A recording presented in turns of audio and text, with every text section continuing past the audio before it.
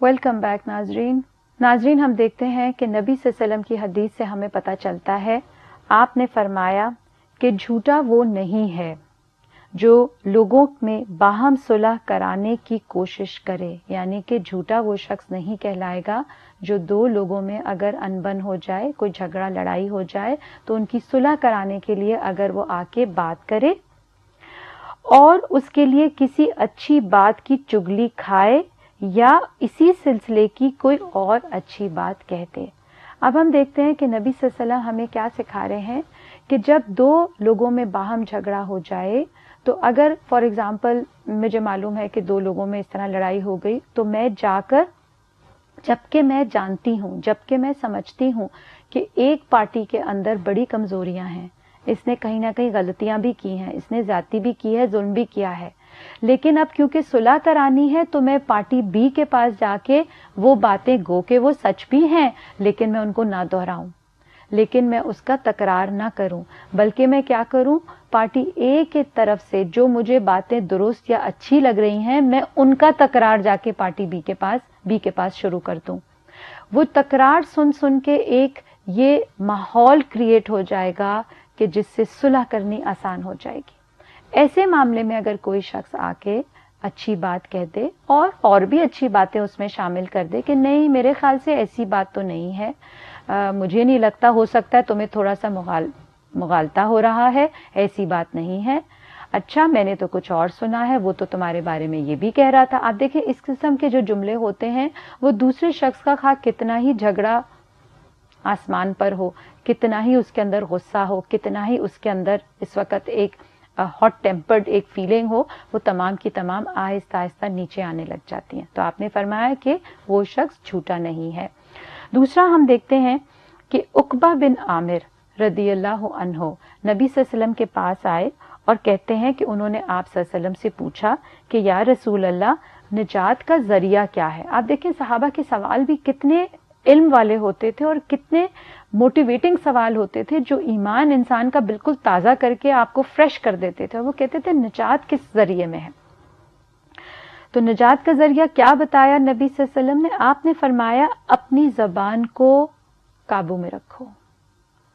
आप देखें 100 चीजों को आप कंट्रोल कर सकते हैं, लेकिन अगर जुबान कंट्रोल में नहीं है ना तो बहुत सी चीजें हाथ से निकल जाएंगी। और बाजुकात आपने देखा है रिश्तों में तलाकें हो जाती हैं खावंद बीवी में, और वजह क्या थी? बस जुबान का गलत इस्तेमाल।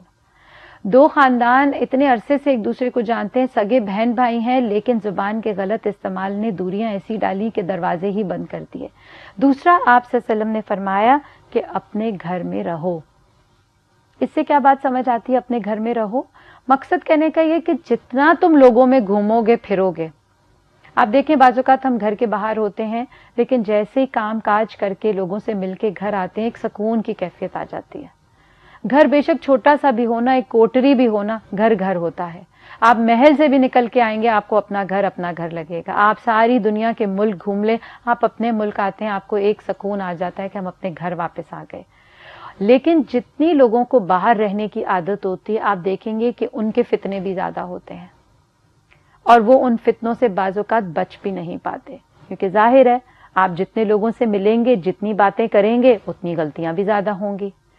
मुराद ये नहीं है कि घर में बंद होकर रह जाएं, मुराद ये है कि अपने आप को जरूरत के तहत लोगों से मिलवाओ, जरूरत के तहत अपनी सोशलाइजिंग करो, जरूरत के तहत घर से बाहर रहो, वरना क्या करो, घर पे रहो। और आपने आखिरी बात हजरत उकबा बिन आमिर से फरमाई कि अपने गुनाहों पर रो।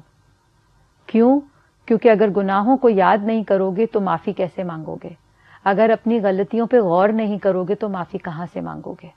लिहाजा ये 3 चीजों में आप देखें, सबसे पहली चीज जिसकी तरफ आपने निजात का जरिया, और वो क्या है कि अपनी जुबान पर कंट्रोल करो, अपनी जुबान को सोच समझ के इस्तेमाल करो। वो जुबान जिससे झूठ निकल रहा है, हर वक्त झूठ ही झूठ है, तो आप सोच सकते हैं कि उसके अंदर क्या होगा जिसकी जुबान पर झूठ है।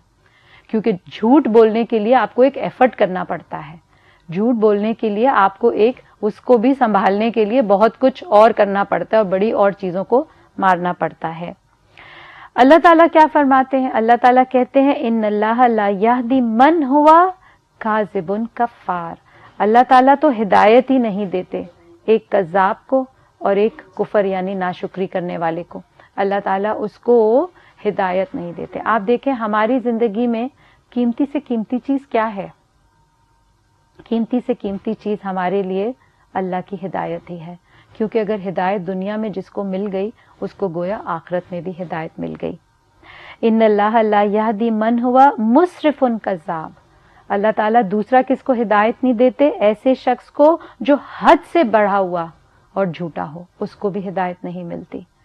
تو حد سے بڑھنا کیا ہے؟ وہ اپنی حدود کو پار کرنے والی بات ہے. آخری چیز یہ اللہ تعالیٰ فرماتے ہیں یا ایھا الذین آمنوا اتقوا اللہ وکونوا مع الصادقین, کہ اہل ایمان سے اللہ تعالیٰ کہتے ہیں کہ تم کن کے ساتھ رہو؟ سچے لوگوں کے ساتھ, جو جب بات کریں تو سچ بولیں, خواہ وہ ان کے اپنے خلاف جاتی ہو. جب کسی کو مشورہ دیں تو خواہ وہ اس شخص کے خلاف جاتی ہو لیکن وہ بات سچی اور کھری کریں.